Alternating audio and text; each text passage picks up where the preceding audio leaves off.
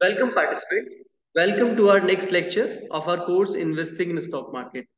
Participants, in this lecture, we are going to understand about portfolio management and we will also review mutual fund, right? तो इस lecture में हम mutual fund की working को समझने वाले हैं और जानेंगे कि मार्केट में कौन कौन सी mutual fund schemes better perform कर रही हैं इन्वेस्टमेंट के पॉइंट ऑफ व्यू से। Participants, let's understand the concept of portfolio once again. हमने हमारे पिछले लेक्चर में पोर्टफोलियो के बारे में समझा और ये जाना कि पोर्टफोलियो एक बंडल है, एक बंच है, एक कॉम्बिनेशन है वेरियस असेट क्लासेस का। यानी जब भी हम अपने पैसे को इन्वेस्ट करने से पहले एक ग्रुप बनाएंगे, किसका? अलग अलग कंपनीज के शेयर्स का, बॉन्ड्स का, डिबेंचर का। जब भी हम एक कलेक्शन करेंगे, यानी सारा पैसा किसी एक जगह इन्वेस्ट ना करके अलग अलग एवेन्यूज में डालेंगे, तो इस कॉम्बिनेशन को ही हम पोर्टफोलियो कहते हैं। और ये जो प्रोसेस है पोर्टफोलियो बनाने का, इसी को हम पोर्टफोलियो मैनेजमेंट के नाम से जानते हैं। Portfolio management is basically to create a portfolio, to maintain a personalized plan for investing over the long term period to meet out the individual's key financial goals। यानी किसी भी इंडिविजुअल के जो फाइनेंशियल गोल्स हैं उनको achieve करने के लिए हम इंडिविजुअल की रिस्क क्लास के अकॉर्डिंग एक पोर्टफोलियो क्रिएट करते हैं, राइट? और उसे टाइम टू टाइम रिवाइज करते हैं और उसे इवेल्युएट करते हैं, राइट? तो यहाँ पर हम बहुत सारे असेट क्लासेस का, सिक्योरिटीज का एक मिक्स बनाते हैं, राइट? और एक प्रोपोर्शन डिसाइड करते हैं कि कितना पैसा हमें इक्विटी जैसे प्रोडक्ट्स में डालना है और कितना पैसा हमें फिक्स्ड इनकम सिक्योरिटीज में डालना है। So portfolio is basically one of the best ideology और it is one of the best plan for the investment, जिसके थ्रू हम हमारे रिटर्न्स को मैक्सिमाइज कर सकते हैं और हमारी रिस्क को रिड्यूस कर सकते हैं। Now participants, we should understand this thing कि पोर्टफोलियो से आने वाला जो रिटर्न है ये बेसिकली वेटेड एवरेज होता है इंडिविजुअल क्लास के रिटर्न के। यानी जो भी सिक्योरिटीज हमने पोर्टफोलियो में सेलेक्ट की है उनका जो इंडिविजुअल रिटर्न आया है, उस सभी का अगर हम वेटेड एवरेज लें तो उससे हमें पोर्टफोलियो के रिटर्न का पता लगता है। तो डेफिनेटली पोर्टफोलियो का जो रिटर्न है इंडिविजुअल क्लास के रिटर्न के कंपैरिजन में थोड़ा कम होगा, बट ये डिपेंड करेगा कि आपने पोर्टफोलियो में क्या कॉम्बिनेशन रखा हुआ है। If it is aggressive portfolio तो डेफिनेटली वहां पे आने वाला रिटर्न मार्केट से काफी बेटर होगा। Now to understand the process of portfolio management, please focus on this particular flow chart। तो ये हमें बता रहा है कि पोर्टफोलियो मैनेजमेंट में क्या क्या स्टेप्स होते हैं। So portfolio management starts from identification of objective. यानी सबसे पहला काम है, जिसके लिए भी हम पोर्टफोलियो बना रहे हैं उसका एक ऑब्जेक्टिव डिसाइड करना, बेंचमार्क सेट करना, पोर्टफोलियो से क्या एक्सपेक्टेशन है ये डिसाइड करना। उसके बाद हम पोर्टफोलियो बनाने की स्ट्रेटेजी फाइनल करेंगे कि पोर्टफोलियो को किसी साइंटिफिक मैनर में डिजाइन किया जाएगा या इसको एक पैसिव मैनेजमेंट के थ्रू बनाया जाएगा। पैसिव मैनेजमेंट यानी हम ऑलरेडी जो मार्केट में पोर्टफोलियोज हैं उसको कॉपी करके, उसको आइडेंटिकल वे में क्लोन करके एक नया पोर्टफोलियो क्रिएट करते हैं। इसको हम पैसिव पोर्टफोलियो के नाम से जानते हैं। Then third step comes the selection of asset mix. So according to the portfolio strategy, now the next step is selection of asset mix। तो यहाँ पर हम डिसाइड करेंगे कि कितना पोर्शन हमें डेट जैसे इंस्ट्रूमेंट में डालना है, फिक्स्ड इनकम इंस्ट्रूमेंट में डालना है, कितना पोर्शन इक्विटी शेयर्स में डालना है या डिवेंचर में डालना है। Now next comes portfolio execution. Portfolio बनाया जाएगा और हमारे पैसे को according to the plan invest किया जाएगा। इसके बाद पीरियोडिक मैनर में पोर्टफोलियो के रिविजन्स होते हैं। टाइम टू टाइम चेक किया जाता है कि कौन सी सिक्योरिटीज अच्छा परफॉर्म कर रही है और कौन सी सिक्योरिटीज अच्छा परफॉर्म नहीं कर रही है।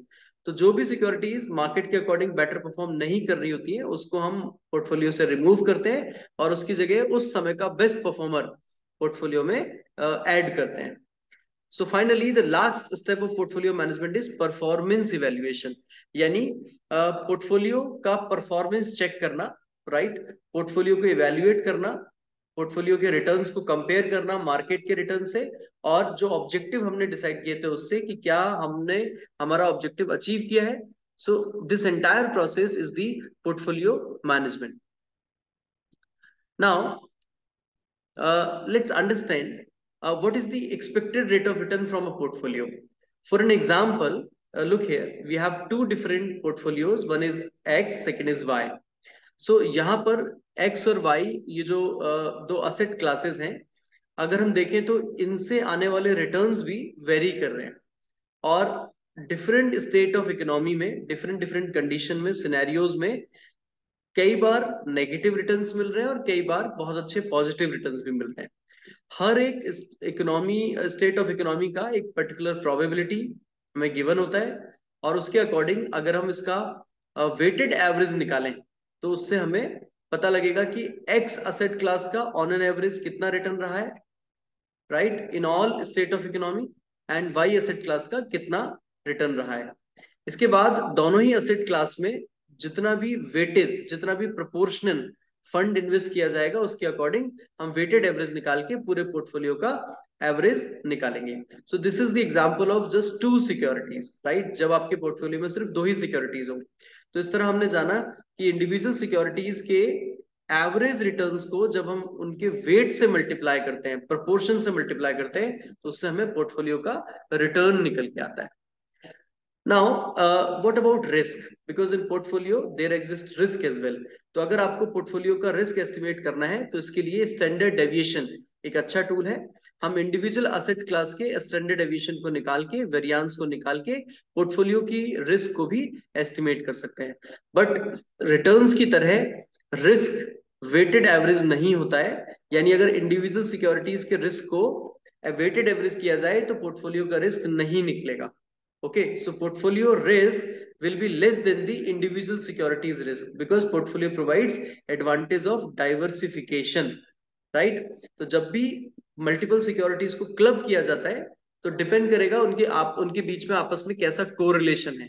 अगर दोनों ही सिक्योरिटीज में हाई कोरिलेशन है तो डेफिनेटली पोर्टफोलियो रिस्की होगा, और अगर उनमें लो कोरिलेशन है तो पोर्टफोलियो कम रिस्की होगा, राइट? सो पोर्टफोलियो का जो रिस्क है, it is lesser than the individual securities risk, and it depends on nature of the portfolio. Now another point, if you want to measure the standard deviation and variance, so this you can measure through statistical formula, right? So standard deviation is root mean square value of mean deviations, standard deviation उसको हम कहते हैं, और इसी के square को portfolio variance कहा जाता है। तो जिस भी पोर्टफोलियो का स्टैंडर्ड डेविएशन या वेरिएंस हाई होगा वो हाईली रिस्की पोर्टफोलियो कहा जाएगा।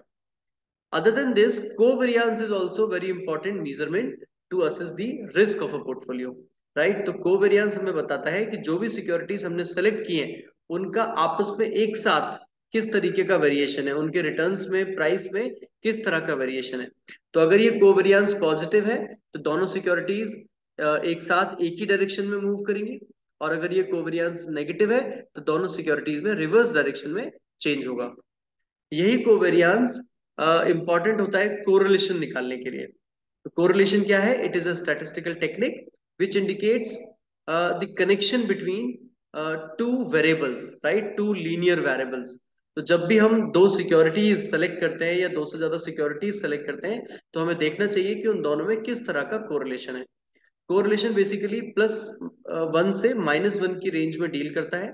अगर कोरिलेशन कोफिशिएंट का वैल्यू +1 है इसका मतलब सिक्योरिटीज में परफेक्ट कोरिलेशन है, परफेक्ट पॉजिटिव कोरिलेशन है, और अगर यही कोरिलेशन -1 होता है तो इसे हम परफेक्ट नेगेटिव कोरिलेशन कहते हैं। अगर दोनों सिक्योरिटीज में 0 कोरिलेशन होगा तो कोफिशिएंट की वैल्यू भी 0 आएगी। Now participants, we should understand this thing that the formula of risk is not same as the returns. Okay, so this is the formula for portfolio variance, जिसमें हम देख सकते हैं कि इंडिविजुअल सिक्योरिटी के वेरिएंस को उसके वेट से मल्टीप्लाई करने पर हमें पोर्टफोलियो का रिस्क वेरिएंस मिलता है, और इसमें यहाँ कोवेरिएशन का भी इंपॉर्टेंट रोल है, कोरिलेशन का भी इंपॉर्टेंट रोल है। तो दो सिक्योरिटीज आपस में किस तरीके का कोरिलेशन रखती हैं इस बात पर भी पोर्टफोलियो का वेरिएंस डिपेंड करता है, राइट? तो जब भी कोरिलेशन कोफिशिएंट पॉजिटिव होगा तो ये एक रिस्की पोर्टफोलियो कहलाएगा, राइट? और यहाँ डाइवर्सिफिकेशन का कोई एडवांटेज आपको नहीं मिलेगा। तो जब भी पोर्टफोलियो बनाया जाए कोशिश करनी चाहिए कि हम ऐसी सिक्योरिटीज को सेलेक्ट करें जिनके बीच में नेगेटिव कोरिलेशन है या फिर लो कैटेगरी का कोरिलेशन है। तो ऐसा करने से एक सिक्योरिटी में होने वाले चेंजेस का इफेक्ट दूसरी पर या तो नहीं आएगा या फिर कम आएगा। Okay, so while making this portfolio, this is advisable to select securities which are having less correlation, especially less than 1. Okay, so if there is zero correlation, तो हम बोलेंगे कि वहां पर बिल्कुल रिस्क नहीं है, यानी एक सिक्योरिटीज में होने वाले फ्लक्चुएशंस का दूसरी सिक्योरिटी पे कोई इंपैक्ट नहीं आता है। लेकिन यही कोरिलेशन अगर +-1 है, तो प्लस का मतलब परफेक्टली पॉजिटिव कोरिलेशन होगा, माइनस का मतलब परफेक्टली नेगेटिव कोरिलेशन होगा, राइट। अगर यही कोरिलेशन 0.5 से कम है तो हम बोलेंगे लो डिग्री का कोरिलेशन होगा, और अगर 0.5 से ज्यादा है तो हम कह सकते हैं कि वहां पर मॉडरेट और हाई डिग्री का कोरिलेशन एग्जिस्ट करता है।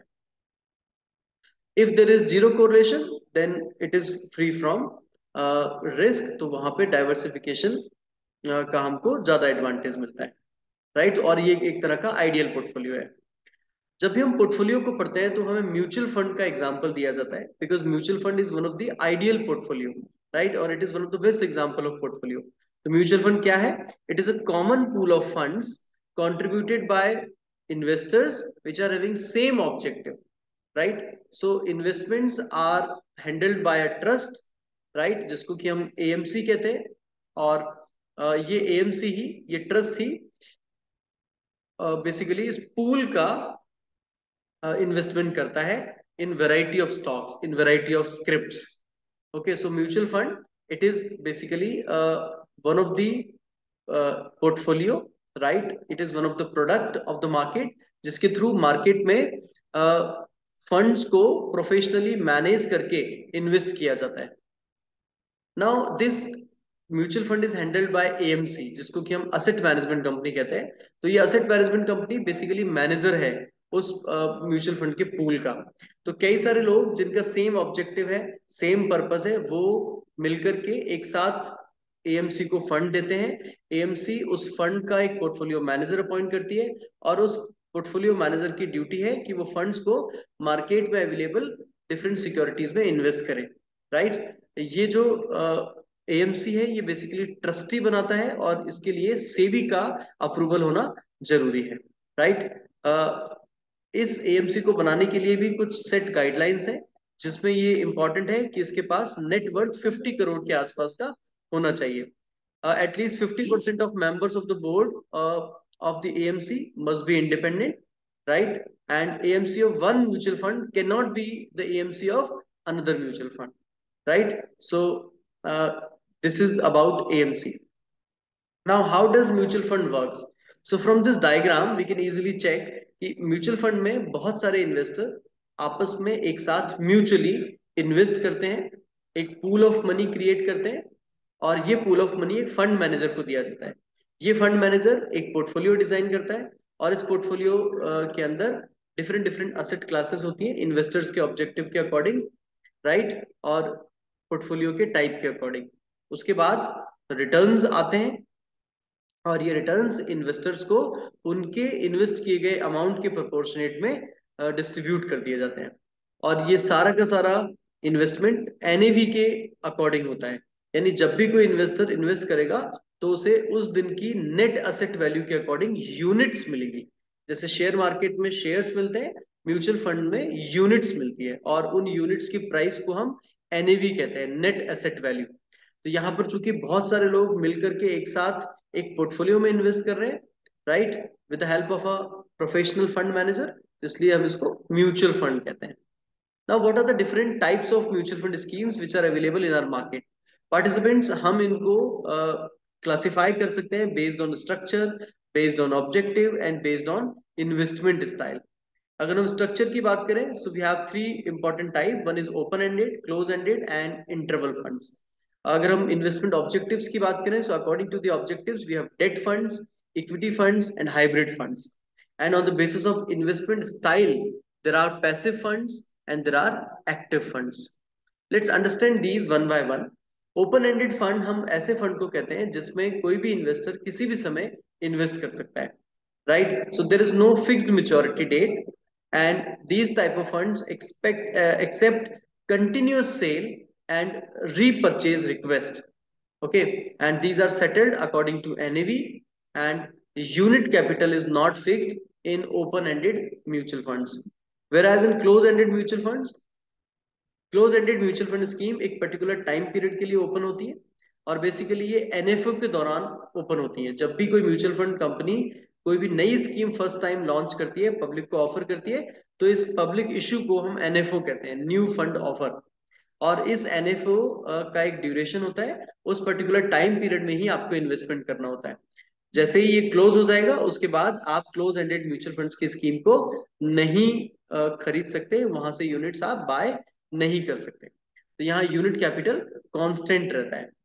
इंटरवल फंड्स बेसिकली मिक्स है इन दोनों का, और ये डेफिनेटली एक पर्टिकुलर टाइम पर ओपन होते हैं और पीरियोडिक इंटरवल्स के बेसिस पे इनको ओपन किया जाता है for the investment. Now if we talk about second classification, जिसमें कि डेट फंड है, इक्विटी फंड है और हाइब्रिड फंड है। तो आप समझे कि डेट फंड यानी कि एक ऐसा पोर्टफोलियो जिसमें पोर्टफोलियो मैनेजर मार्केट की फिक्स्ड इनकम सिक्योरिटीज को सेलेक्ट करता है, डेट इंस्ट्रूमेंट को सेलेक्ट करता है, बॉन्ड्स में पैसा लगाता है, राइट। तो इनका मेन ऑब्जेक्टिव है रेगुलर इनकम प्रोवाइड करना। So these are less risky as compare to equity funds. Equity funds यानी पोर्टफोलियो के अंदर मैक्सिमम प्रोपोर्शन इक्विटी शेयर्स में जाएगा। सो ऐसी स्कीम्स को हम ग्रोथ स्कीम्स भी कहते हैं, और यहाँ पर इन्वेस्टर को कैपिटल एप्रिसिएशन का एडवांटेज मिलता है over the long period of time. Now hybrid funds are basically mix of these two. तो इसमें कॉम्बिनेशन रखा जाता है इक्विटी और डेट दोनों का, और ये जो प्रोपोर्शन है ये वेरी कर सकता है portfolio to portfolio, right, agency to agency, AMC to AMC. Another type of classification of these schemes is passive and active. So passive means this is a replicate of a market index, जैसे कि Nifty, जैसे कि Sensex, mini Nifty, Nifty PSU. तो बिल्कुल इस market index के according ही जो securities वहां पर है वही पैसिव फंड्स के पोर्टफोलियो में ली जाएंगी, और उतना ही प्रपोर्शन यहाँ इन्वेस्ट किया जाएगा। So passive funds are basically those funds in which portfolio is a identical portfolio of a market index. Invest in passive funds, the expenses are lower and these are modified every time when there is a change in the index. तो जैसे ही Nifty का composition बदलेगा, passive funds की compositions भी बदल दिए जाते हैं और वो बिल्कुल आइडेंटिकल निफ्टी की तरह ही बना दिए जाते हैं। एक्टिव फंड्स एक ऐसे फंड्स हैं जिसमें पोर्टफोलियो मैनेजर अपने स्किल्स के बेसिस पे, अपने प्रायर एक्सपोजर के बेसिस पे, नॉलेज के बेसिस पे बेस्ट ऑफ बेस्ट सिक्योरिटीज को सिलेक्ट करता है। और एक्टिव फंड्स का मेन पर्पस है मार्केट से ज्यादा रिटर्न कैप्चर करना, राइट, मार्केट से ज्यादा रिटर्न सिक्योर करना। तो ये यहाँ पर कॉस्ट भी ज्यादा इन्वॉल्व होती है as compare to passive funds. Now participants, let's understand what is the structure of a mutual fund. कोई भी म्यूचुअल फंड कंपनी ऐसा नहीं है कि सिर्फ एक इंडिविजुअल इंटरमीडियरी है और उसका कोई भी गवर्निंग बॉडी नहीं है। Mutual fund is basically govern by a sponsorers and a trustee, okay, and these two are set by SEBI. Okay, तो स्पॉन्सरर और ट्रस्टी के बिना कोई भी असेट मैनेजमेंट कंपनी ओपन नहीं हो सकती। तो म्यूचुअल फंड एक ट्रस्ट के अंडर में चलता है, एक ट्रस्ट उसका कस्टोडियन होता है, और यही ट्रस्ट एएमसी बनाता है, असेट मैनेजमेंट कंपनी बनाता है, जो कि फंड अकाउंटेंट्स हायर करती है, बैंकर्स हायर करती है, एजेंट एंड डिस्ट्रीब्यूटर्स हायर करती है। तो जो पैसा है वो इन्वेस्टर्स से असेट मैनेजमेंट कंपनी के पास आता है, और ट्रस्ट और स्पॉन्सर्स असेट मैनेजमेंट कंपनी की सारी रिस्क बियर करते हैं और इंश्योर करते हैं इन्वेस्टर्स को कि टाइमली उनको रिटर्न प्रोवाइड किए जाएंगे। If we look at the categorization of mutual fund schemes once again, so here according to risk schemes are classified. तो हम यहाँ देख सकते हैं कि इक्विटी स्कीम्स जो जिनमें सबसे ज्यादा रिस्क होता है, this is one type of class. Debt scheme is the another class. Hybrid scheme is a mix of debt and equity. There are some solution oriented and there are some other schemes as well. Okay, so there's a big list of schemes which you can check from any website of a mutual fund service provider or AMC. Now, how you will invest in mutual fund? यानी अगर आप अपना investment start कर रहे हैं mutual fund में तो कैसे स्टार्ट करेंगे? पार्टिसिपेंट्स, ये फिजिकल फॉर्म में भी हो सकता है और ये ऑनलाइन फॉर्म में भी हो सकता है। ये आप किसी भी मोबाइल ऐप के थ्रू भी कर सकते हैं, या फिर आप एमफी रजिस्टर्ड किसी भी डिस्ट्रीब्यूटर के थ्रू भी म्यूचुअल फंड में इन्वेस्ट कर सकते हैं। सो सबसे पहले आपको ये हाईलाइट करना पड़ेगा, ये इंडिकेट करना पड़ेगा कि are you a first time investor? अगर आप फर्स्ट टाइम इन्वेस्ट कर रहे हैं तो आपको केवाईसी करवाना मैंडेटरी है। पैन कार्ड की मदद से आप अपना केवाईसी करा सकते हैं, राइट। केवाईसी कराने के बाद जब आप अपनी डिटेल्स प्रोवाइड करेंगे लाइक नेम, एड्रेस, आधार नंबर एक्सेट्रा, और जब आप एक कैंसिल चेक प्रोवाइड करेंगे उसके बाद ही आप म्यूचुअल फंड में ट्रेड कर सकते हैं, राइट। तो केवाईसी कराने के बाद आप म्यूचुअल फंड्स खरीदने के लिए एलिजिबल हो जाते हैं। Now, in mutual fund, you can invest in a form of lump sum and you can also invest in systematic investment plan. यानी आप चाहें तो सारा पैसा एक साथ एक बार में लगा सकते हैं, इसको हम वन टाइम इन्वेस्टमेंट कहते हैं। और दूसरा जो बेटर तरीका है इससे, उसे हम SIP कहते हैं, सिस्टमैटिक इन्वेस्टमेंट प्लान। यानी सारा पैसा एक ही दिन वन टाइम इन्वेस्ट करने की बजाय हम एक सिस्टमैटिक प्रोसेस फॉलो करते हैं, यानी मंथ ऑन मंथ बेसिस पे एक पर्टिकुलर अमाउंट एक पर्टिकुलर डेट पे आपके अकाउंट से डेबिट होगा और वो म्यूचुअल फंड में चला जाएगा, राइट। तो ऐसा करने से हमें डाइवर्सिफिकेशन का एडवांटेज मिलता है और एवरेजिंग हो जाती है। इसी बात को हम आगे एक बार और समझेंगे in our next slide, but before that let's understand what are the other modes of investment. Participants, other than lump sum and SIP, there is one more mode of investment जिसको कि हम डायरेक्ट और regular कहते हैं। तो regular investment वो investment है जो आप किसी इंटरमीडियरी के थ्रू बाय करते हैं, राइट। जब भी म्यूचुअल फंड किसी बैंक से आप खरीदेंगे या किसी ब्रोकर के थ्रू खरीदेंगे जहां ब्रोकरेज या कमीशन इन्वॉल्व है, तो उसे एक रेगुलर म्यूचुअल फंड कहा जाता है। So regular mutual fund schemes का expense ratio as compare to direct mutual fund high होता है और इनका NAV थोड़ा सा लोअर होता है। जबकि डायरेक्ट म्यूचुअल फंड यानी जब भी कोई कस्टमर किसी म्यूचुअल फंड एजेंसी से, AMC से डायरेक्ट बाय करता है, तो उसे हम डायरेक्ट म्यूचुअल फंड कहते हैं। और यहाँ पे कोई थर्ड पार्टी एजेंट नहीं होता है, कोई ब्रोकर नहीं होता है, there is no commission, right. तो ऐसा होने से एक्सपेंस रेशियो कम होता है, राइट, और इनका NAV हाई होता है। तो अगर हम डायरेक्ट म्यूचुअल फंड्स के रिटर्न्स देखें और रेगुलर म्यूचुअल फंड्स के रिटर्न देखें, तो डायरेक्ट म्यूचुअल फंड्स के रिटर्न्स रेगुलर म्यूचुअल फंड से थोड़े से ज्यादा होते हैं क्योंकि इनका एक्सपेंस रेशियो लोअर होता है। Now, other than this, in mutual fund schemes, you will also find options like growth option, dividend payout option, dividend reinvestment option. तो इसके अकॉर्डिंग आप म्यूचुअल फंड खरीद सकते हैं। तो ग्रोथ ऑप्शन का मतलब है कि आपका सारा पैसा इक्विटीज में लगाया जाएगा और जो भी प्रॉफिट या लॉस होगा तो उसको वापस से री इन्वेस्टमेंट कर दिया जाएगा। सो नो इंक्रीज और decrease in number of units except if units are purchased और सोल्ड बाय द इन्वेस्टर। और जो भी रिटर्न्स आ रहे हैं वो वापस से री इन्वेस्टमेंट कर दिए जाते हैं। So dividend pay out option, यहाँ पर आपको डिविडेंड क्रेडिट कर दिया जाता है, यानी म्यूचुअल फंड पोर्टफोलियो में जो जो कंपनीज हैं अगर उन्होंने कोई डिविडेंड डिस्ट्रीब्यूट किया है तो वो डिविडेंड म्यूचुअल फंड खरीदने वाले यूनिट होल्डर को प्रोवाइड कर दिया जाएगा। इसी तरह डिविडेंड री इन्वेस्टमेंट ऑप्शन भी होता है, यानी आप अपने डिविडेंड को मार्केट में दोबारा से री इन्वेस्टमेंट कर सकते हैं। Now, participants, this is the example of lump sum and SIP based investment. तो आप देख सकते हैं कि lump sum investment during a year किसी भी एक पर्टिकुलर टाइम पे किया जाता है। जैसे यहाँ जनवरी में 12,000 रुपए 10 रुपए की NAV के हिसाब से इन्वेस्ट कर दिए गए और कस्टमर को 1200 यूनिट मिली। और लास्ट में मार्केट प्राइस जब देखा गया तो ये 10 रुपए का NAV 11 रुपए हो गया और फाइनली जो यूनिट्स थी उनको बेचने पर लगभग 1,200 रुपए का मुनाफा हुआ। लेकिन यही इन्वेस्टमेंट एक साथ न करके अगर हर मंथ किया जाए 1000 तो आप देख सकते हैं ओवरऑल इन्वेस्टमेंट ईयर एंड पे उतना ही होगा 12,000, बट यहाँ पे डिफरेंट NAVs का एडवांटेज मिलेगा। तो कई बार कम NAV पे आप म्यूचुअल फंड खरीद रहे होंगे और कई बार हायर NAV पे आप म्यूचुअल फंड खरीद रहे होंगे। तो जितनी भी बार कम NAV मिली उस दौरान आपको नंबर ऑफ यूनिट ज्यादा मिलेंगी। तो SIP के थ्रू जो नंबर ऑफ यूनिट्स आपके पास आएंगी आप देख सकते हैं इस एग्जांपल में वो 1301 यूनिट्स हैं, जबकि वन टाइम इन्वेस्टमेंट में 1200 यूनिट ही थी।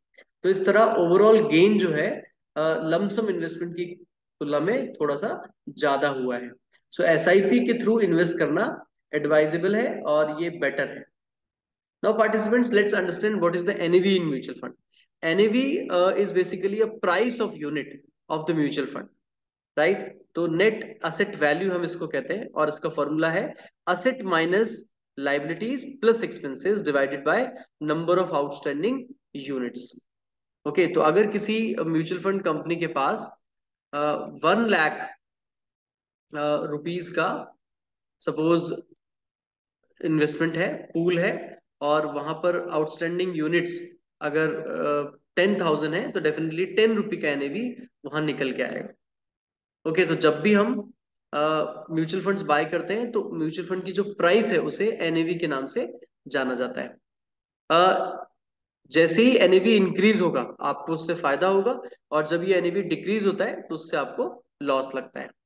Okay, so NAV, it is a very important indicator of the performance of a mutual fund scheme.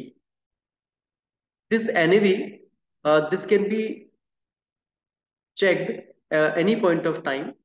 Okay, हम दिन में कभी भी एनएवी चेक कर सकते हैं। डे एंड पर हर दिन ये एनएवी हमको प्रोवाइड की जाती है। Now participants, this SIP in mutual fund provides various advantages, जिसमें सबसे पहला है डिसिप्लिन्ड मैनर में इन्वेस्टमेंट। दूसरा है पावर ऑफ कंपाउंडिंग, अगर आप लार्ज अमाउंट लॉन्गर ड्यूरेशन के लिए इन्वेस्ट करेंगे तो यहाँ कंपाउंडिंग का इफेक्ट आएगा, और ओवरऑल आपके रिटर्न्स लमसम इन्वेस्टमेंट की तुलना में बेटर होंगे, ज्यादा होंगे। SIP आपको रुपी कॉस्ट एवरेजिंग का एडवांटेज देता है, राइट, और काफी कन्वीनियंस भी यहाँ पे रहता है, क्योंकि ऑटोमेटिकली ECS के थ्रू आपके बैंक अकाउंट से फंड डिडक्ट हो जाता है on a particular day. So let's summarize this discussion. Participants, हमने इस लेक्चर में जाना कि म्यूचुअल फंड क्या है, पोर्टफोलियो मैनेजमेंट क्या है, right? So if you are planning to choose a mutual fund scheme, first of all you should look at your investment horizon, कितना पैसा आपके पास है, कितने टाइम के लिए आप इन्वेस्टमेंट करना चाहते हैं। उसके बाद आप म्यूचुअल फंड की परफॉर्मेंस को चेक करें बेंचमार्क से, मार्केट से, over a period of time. Okay, उसके बाद आप appropriate category of funds select करें, राइट, और एक फंड मैनेजर के थ्रू आप ये सारा काम कर सकते हैं। So you please check the performance of a fund manager, the track record of AMC, the expense ratio of fund, and after that, after checking the fact sheet of a scheme, after checking the returns in the past and risk involved in a scheme, you can decide that which scheme is suitable for you. Thank you.